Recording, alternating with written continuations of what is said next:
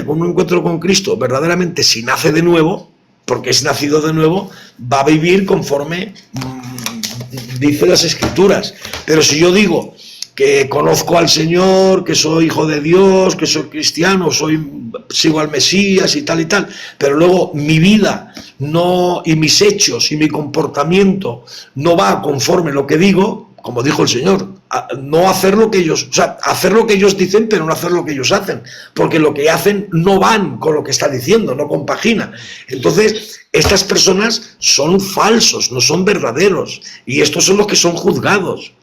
Y evidentemente son los que dice, apartaos de mí, que no os conozco, transgresores de la ley, porque ahí la palabra hacedores de maldad viene en griego la palabra anomia, que quiere decir transgresores de la ley. Sí, iniquidad. Iniquidad, correcto. Entonces, claro, yo no es que agregue, sino que es la interpretación. Cuando dice, en aquel día, ¿qué día? Cuando Él venga. Muchos me dirán, Señor, Señor. Y Él dice, no todo el que me dice Señor, porque en aquel día yo les declararé, apartaos de mí. No todo el que me dice Señor, Señor entrará en el reino de los cielos. Entonces hay tres niveles. Está el nivel de la humanidad, está el nivel del reino de los cielos y está otro nivel de sufrimiento. Entonces estamos hablando de diferentes niveles. Cada quien elige según sus acciones. Si tú vas a actuar de determinada manera y progresas de esa manera, pues llegas a ese estado que se llama crístico del reino de los cielos. Pero si eliges no hacer caso, seguir cometiendo tus mismos errores, vas a seguir sufriendo tus propios errores. Ese es el juicio en el que vives. Entonces no puedes tener acceso al reino de los cielos. O sea, el estado del reino de los cielos es un estado de conciencia y de vida donde tú vives en plenitud, todo te sale bien, eres próspero, eres bendecido, te ocurren muchas de estas cosas. Vives en ese estado que después, en un futuro, digamos lejanos, esté en otra dimensión superior, pues fantástico. Pero primeramente es que en la vida te va bien o te va mal en función de eso. No es que sea solamente eso, ¿no? Hay otras razones. Evidentemente. Luego también tenemos en Tesalonicenses, creo que es en el capítulo, a ver si no sé si es la primera carta, pero bueno, vamos a verlo en la primera, un momento, y vosotros imitad a nosotros, llegasteis a ser, dice, vamos a ver, digo vosotros la palabra, el lugar, dice, por lo mismo cerca de realidad. Vale, es en la segunda carta. En la segunda carta, en el capítulo 1, aparece la palabra excluidos de la presencia de Dios. Vamos a ver. Dice el Señor, gloria cuando Él venga a ser glorificado. Y para que decida ahora, ahí donde lo dice. A ver, me le he pasado, a ver si me le he pasado. Dice, dime. Al final todo se remite a lo mismo. Tú vives las consecuencias de tus actos. Y el sufrimiento que vives, que es en un sentido figurado, se refiere a Gehenna, Sheol, muerte, sepultado, todo eso es. Tú vives separado de Dios y en consecuencia, pues tu vida va a ser un desastre. No significa que todas las cosas... ¿Ah? Claro, pero es una parábola. Claro, pero es una parábola, no es una historia real. No te está diciendo ocurrió una historia real, te está diciendo es una parábola. O sea, es un parangón, una metáfora. Tiene una moraleja. Te quiere dar a entender algo. Quiere decir que las apariencias engañan. Un tipo que vive... ¿Por qué? Porque la cultura judía pensaban que si tú vivías bien, significaba que estaba justificado ante los ojos de Dios. Mientras que, igual que en la India, igual que una persona vive mal, pensaban es que estaba cometiendo pecado. Entonces lo que Jesús quería enseñarles con esa metáfora es, fíjense la ironía, como ustedes tienen una idea y resulta que la parábola pasa al revés. El que vivía en riqueza resulta que después sale del cuerpo y está sufriendo. Mientras que el que era pobre y con heridas, abandona el cuerpo y está en un sitio paradisíaco dentro de la promesa. Entonces es una forma de darles una bofetada de decir, las apariencias engañan, ustedes tienen una idea, una creencia. Esto ya aparece en Job capítulo 4 y el capítulo 7, cuando dice que justo se ha perdido, pero ¿qué te crees? ¿Que porque te vaya bien la vida tú eres un santo? ¿O eres un santo y por eso la vida te va bien? Ya lo aparece, Ahí se cae en el error de no considerar que nosotros estamos en la encarnación, en un proceso de perfeccionamiento.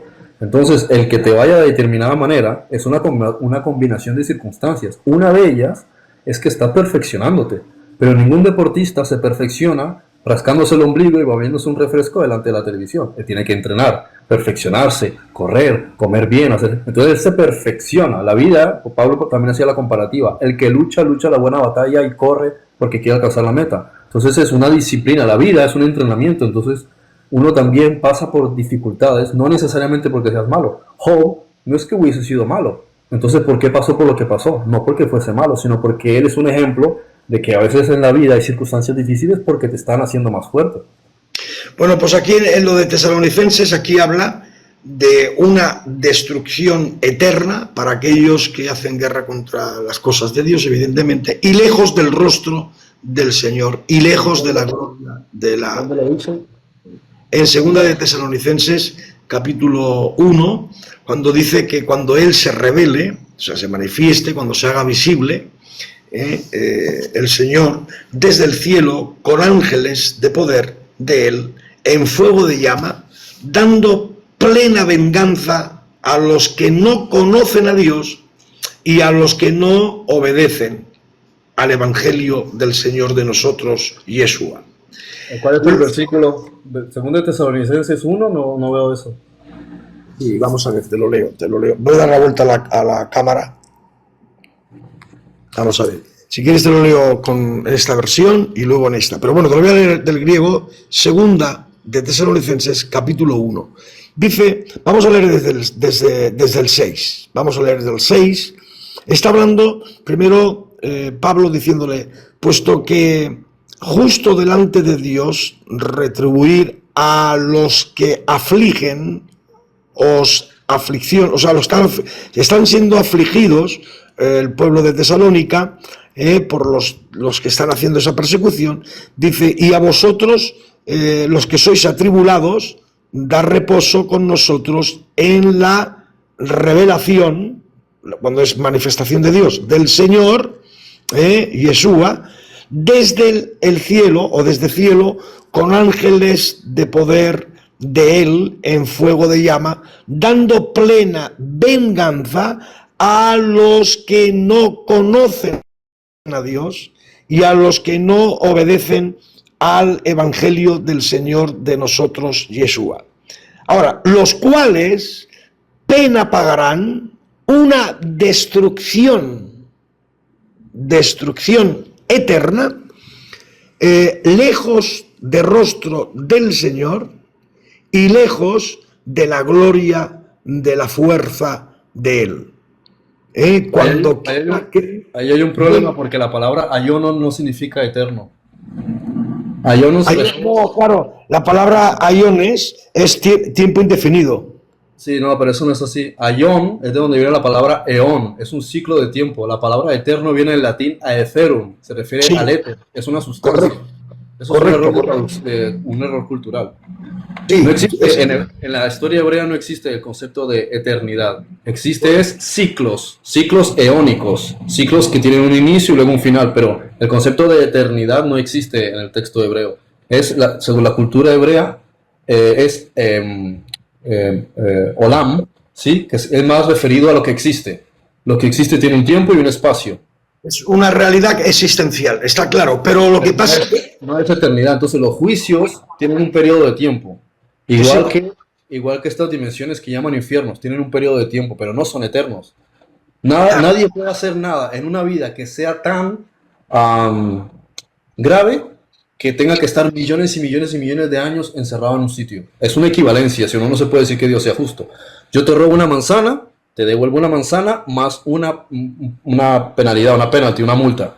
Yo maté a fulanito, pues hay una consecuencia, a mí me matarán en una vida. Entonces siempre hay algo equivalente, no puedes decir, fue malo en una vida de 60 años y tiene que vivir 40.000 millones de años de sufrimiento. Eso no es equivalencia, eso es una locura. Ningún juez condenaría a alguien de esa manera, sería Dios injusto. No puede. Vamos a ver. La idea misma de condenación eterna es una de las locuras jamás pensadas, y lo peor de todo es que se le atribuye a un Dios justo. No es justo, es injusto. Pero es que la palabra aiones es un tiempo Es un concepto tiempo, pero es indefinido, no podemos definir ese tiempo. Es como el tiempo. griego Es un tiempo. arge. El tiempo arge también es un tiempo indefinible, no se puede definir, que no es cronos, como el tiempo cronos de reloj, un tiempo cronos, no es cronos. Claro, pero me refiero que es un tiempo que tiene ya predeterminado un final y una ubicación. Por eso viene la palabra eón, que incluso en geología se habla de los eones. El eón fanerozoico, el eón paleozoico y el eón... No sé. Es el inicio de algo, una ruptura o algo inicial hasta el final de ese ciclo. Entonces ese periodo se le llama un eón. De ahí viene la palabra que está emparentada con el hebreo yom, que mal tradujeron día. Dice, y Dios creó las cosas, o Elohim creó las cosas en 6 yom, o sea, en 6 ciclos o 6 eones. No, esto no aparece en las escrituras. Te lo estoy explicando yo. Yom está emparentado con el hebreo eón, que es un ciclo. O sea, la palabra día, de hecho, es griega, no es bíblica. Son 6 eones a través de los cuales Elohim crea el universo. Pero eso no aparece. No podemos decir que son días de 24 horas, ni tampoco podemos decir que son días de siglos. Es que para el Señor un día es como 1000 años y 1000 años como un día. No podemos medir 24 horas. Porque incluso... No estoy midiéndolo, solo estoy diciendo que es un ciclo. Son 6 ciclos. Cada ciclo puede ser, digamos, el primer ciclo 1.000.000 de años, el segundo 3 días. O sea, los ciclos son ciclos. Él define cuándo empieza y cuándo termina, lo que dure. Es como una construcción. ¿Cuánto va a durar? Pues a lo mejor una casa dura tanto tiempo, y un edificio tanto tiempo, y una piscina tanto tiempo, pero cada uno tiene sus ciclos distintos. Él eligió 6 ciclos a través de los cuales hace este universo. Cada uno tardará lo que tarde. Claro, a ver, cuando dice produzca la tierra hierba verde, pues lo que tarda en crecer la hierba verde, porque eso tuvo proceso y progreso, eso está claro, ¿eh? Pero que Dios haga de una noche a un día, como por ejemplo la calabacera de Jonás, lo hizo en una noche. O sea, para Dios no es nada imposible. ¿De acuerdo? Él hace aparecer una estrella como un sol, como una luna, como... En fin, yo creo que Dios lo hace de esta forma. Porque él lo hace aparecer. Lo creó ya, pero lo hace... Cuando Él dice sea, la palabra sea no es vará. Vará solamente aparece 3 veces. Vará es Génesis 1.1, Bereshit vará, ahí es crear. En el versículo 20... y Dios creó produzca los mares, las aguas, aves que vuelen, ahí es crear, y luego cuando dice de crear al hombre, y Dios creó, ahí aparece también la palabra vará.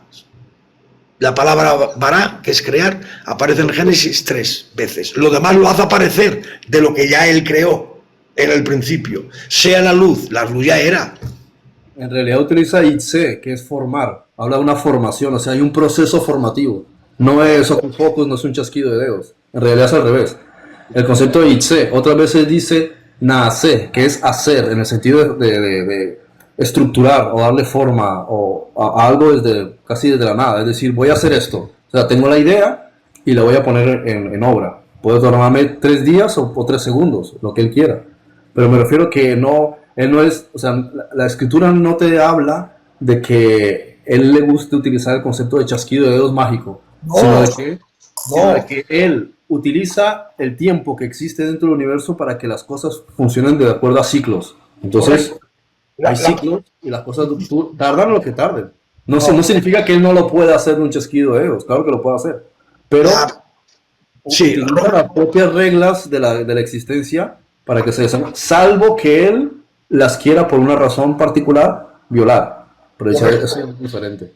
La palabra en Romanos capítulo 1, versículo 20, él dice, porque su eterno poder y deidad se hace claramente visible desde la creación del mundo. Quiere decirse que la deidad de Dios, su eterno poder, y su deidad se hace claramente visible desde, o sea, viendo la creación, veo la deidad y el poder de Dios. La creación. ¿De dónde sale la creación? De Él mismo. En Él fueron creadas todas las cosas, visibles e invisibles. Y todo por medio de la palabra, como dice Hebreos capítulo 11, versículo 3. Entendemos, cuando dice, por la fe entendemos haber sido constituido el universo. De modo que lo que se ve fue hecho de lo que no se veía. Ahora, de lo que no se veía no quiere decir que será nada, porque Dios es espíritu y no se ve. Entonces Dios también sería la nada. La ciencia sabe que el 93% del universo es invisible. Existen otras dimensiones. Correcto. Nosotros vemos solo una franja pequeña que es lo que nuestro ojo puede ver. Vale, pues perfecto, porque si Dios hizo los cielos y la tierra de la nada, pues ahí habían dos dioses, el Elohim y el Dios nada. Porque de la nada, o sea, no, la nada es la palabra nada es otro concepto filosófico. Todo lo que produjo, claro. No es totalmente cierto. No puede crear nada de la nada porque la nada no es nada. No hay nada de dónde tomar algo. De la nada sale lo produjo de su mente, de su intelecto. Es que de la nada no sale nada. Es más, usted ve en mi mano algo, pues créame de verdad que usted no ve nada. Pero resulta que puede haber gérmenes, puede haber... Bueno, aquí hay células. O sea, pero son invisibles al ojo. O sea, y hay partículas, y átomos, neutrones positivos, negativos. Por lo tanto, de la nada no sale nada. Todo lo dice que es por su palabra. Si vamos a Proverbios 8, capítulo 8, versículo 22 hacia adelante, Salomón hace, como digo yo, personifica la inteligencia, como si la inteligencia fuese un ser.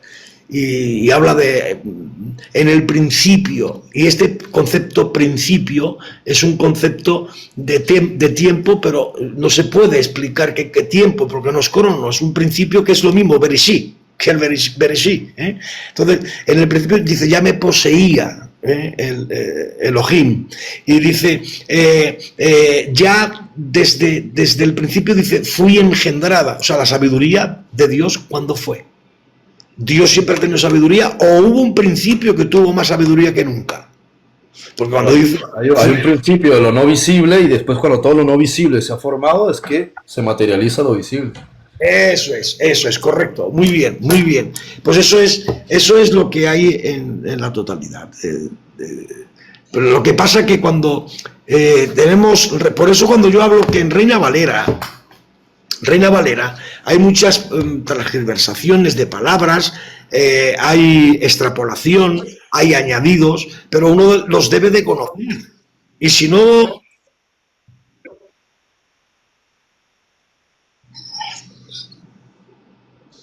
Un guión. Guión. No, ya lo dije. Un ciclo, un periodo de tiempo.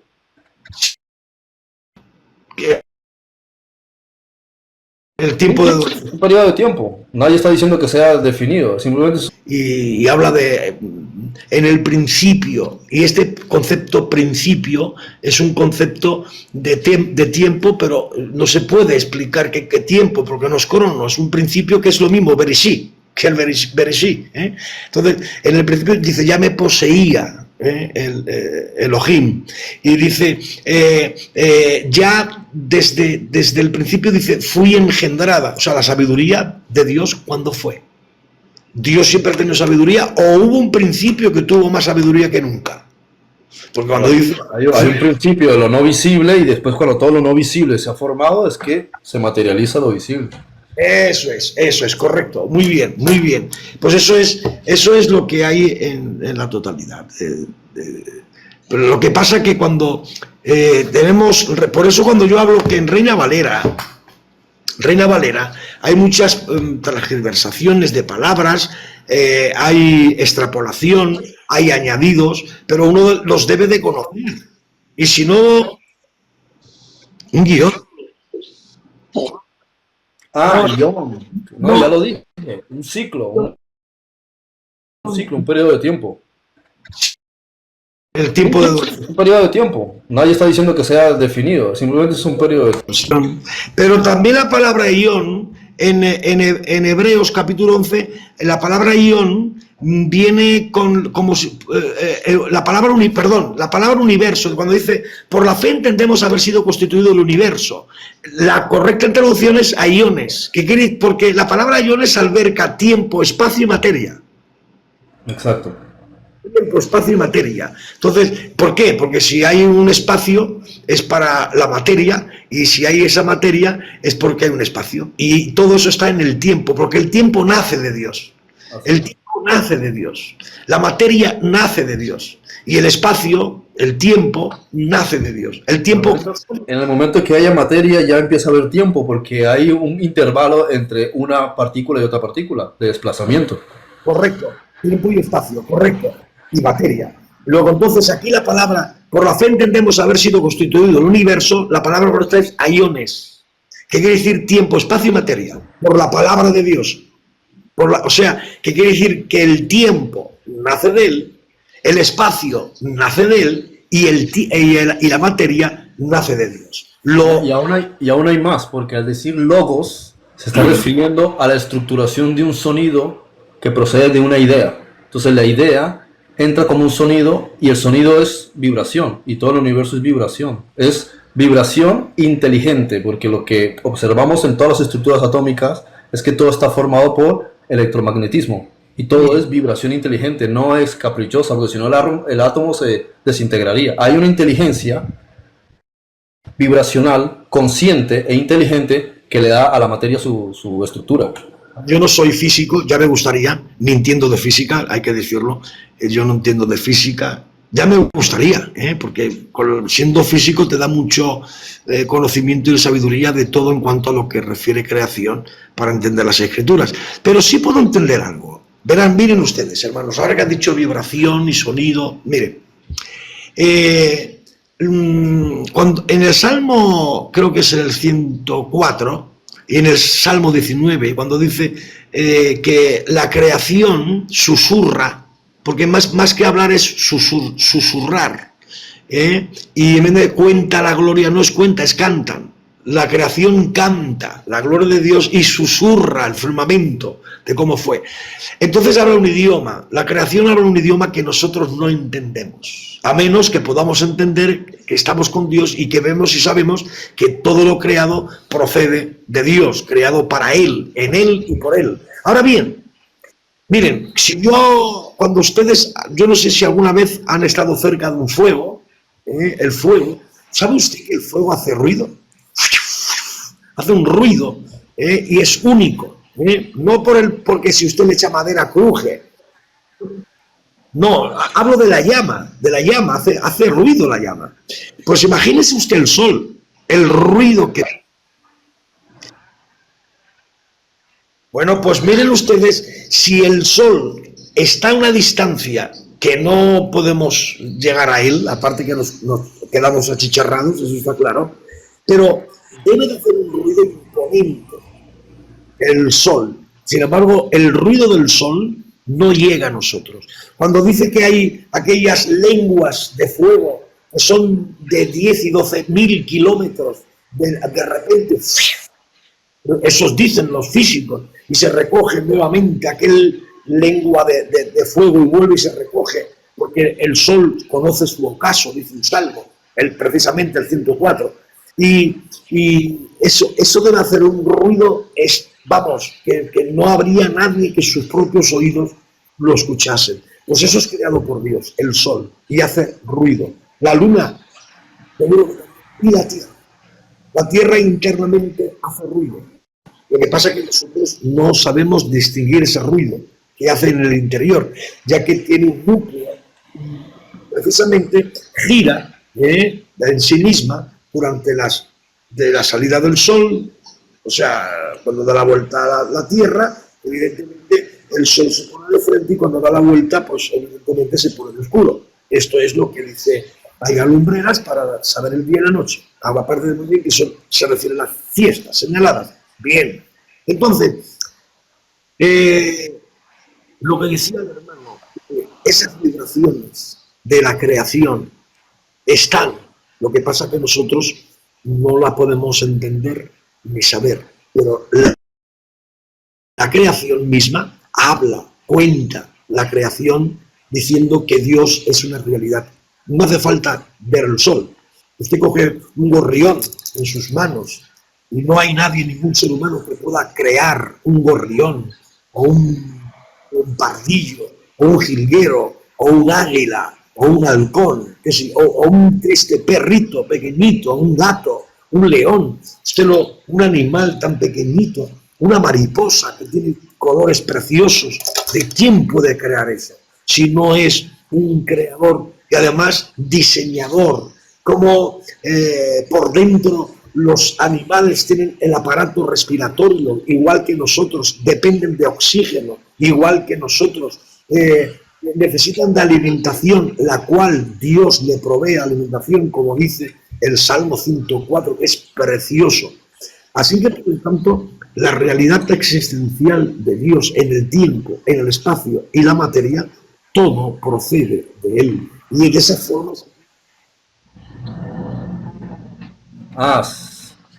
Lo que pasa es que son dos cosas distintas, pero sí es cierto que hay un principio, de ahí la geometría sagrada.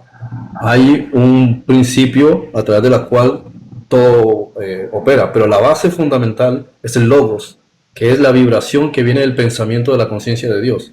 Y por eso todo el universo es vibración.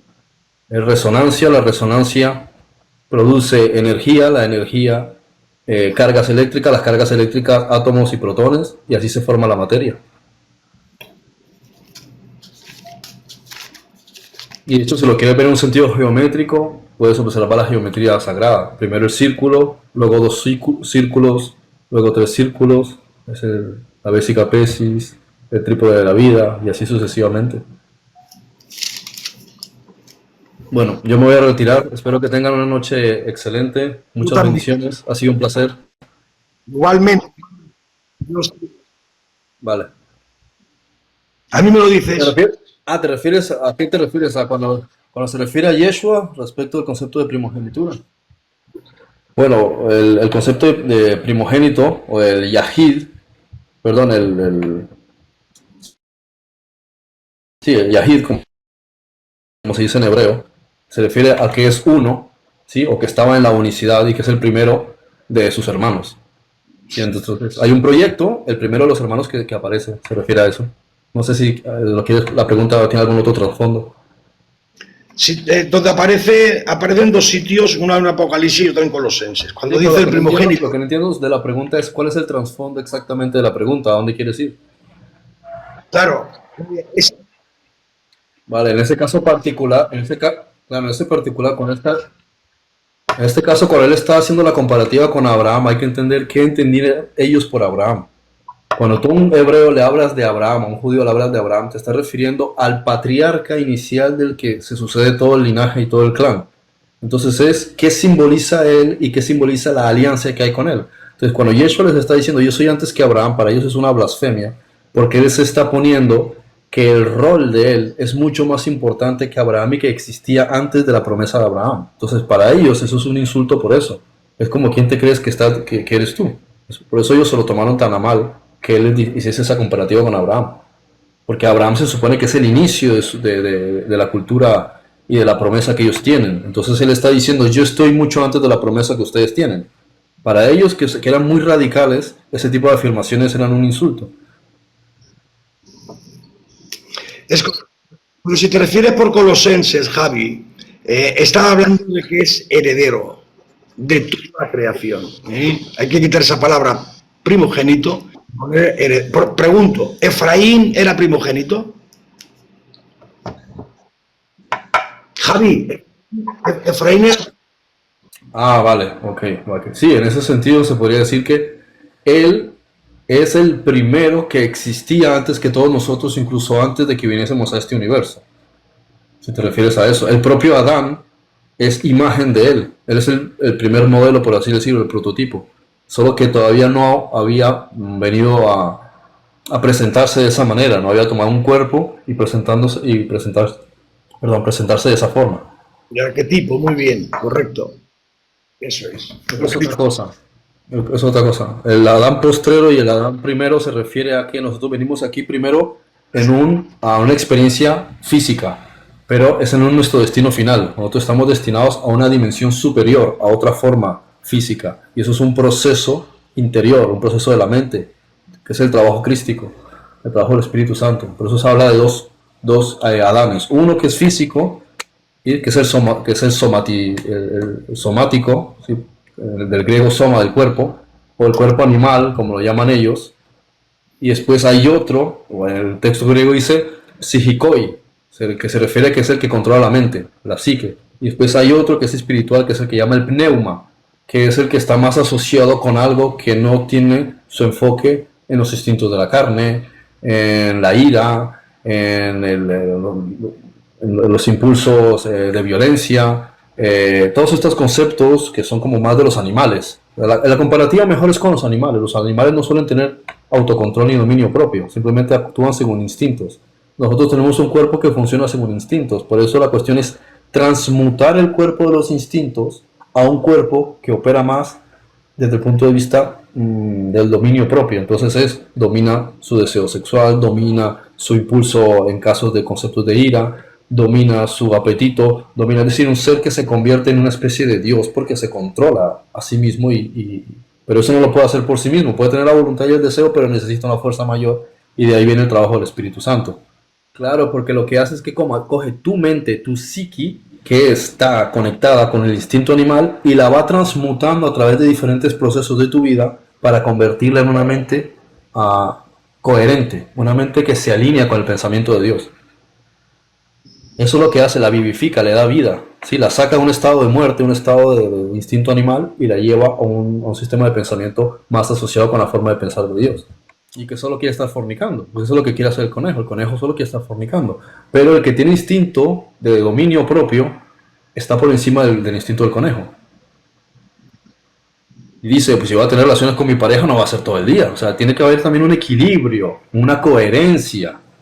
Pero, pero todo esto es especular, estás haciendo aseveraciones, ¿eh? Y esto Bueno, yo estoy no... tomando esto de los símbolos de los animales, ¿no? Porque cada animal nos está enseñando una cosa. Uno cuando observa en el Antiguo Testamento todos esos animales, cada uno te está representando algo. No es un capricho que diga, tráeme 2 palominos y 3 tórtolas. ¿Para qué? ¿Por qué no me traigo yo una piedra? Es porque Ya cada no, animal tiene un arquetipo, cada animal tiene un significado. La paloma tiene un significado, el palomo tiene un significado, el conejo, todos los animales tienen un significado que existe, que está incluso programado en nuestro subconsciente. Por eso te habla del león y te habla del lobo, te habla del comportamiento humano. El león es el individuo que sabe dónde está su soberanía. El lobo, en cambio, es el que quiere controlar a la manada, ¿sí? Pero es rápido y ataca a la presa como haga falta. El conejo es quien salta de aquí para allá y no se ubica en ningún sitio, pero que está solo fornicando. Entonces tú vas a encontrar la sepia, por ejemplo. La sepia es quien se arrastra en las cosas del mundo, quiere estar solo comiendo los resticios del mundo y vive ahí, igual que el cerdo. El cerdo es una persona que no tiene principios, que no tiene valores, que no le importa nada. El perro es una persona que se come su propio vómito, es decir, comete los errores pero no aprende de ellos. Entonces todos los animales tienen un significado. sí, no, eso es cierto, claro que sí. Siempre hay un modo de vida. Bueno, Bueno, que tengan buena noche, muchas bendiciones, ha sido un placer, hasta la próxima, espero que volvamos a hablar en otro momento. Muy bien, muy bien, bendiciones, que estén muy bien. Bueno, Javier Aurelio, que estén muy bien. venga, venga, venga, va, adiós. Que Dios os bendiga. Que Dios os bendiga. Muy bien. Adiós, adiós, adiós, adiós, hermano, adiós.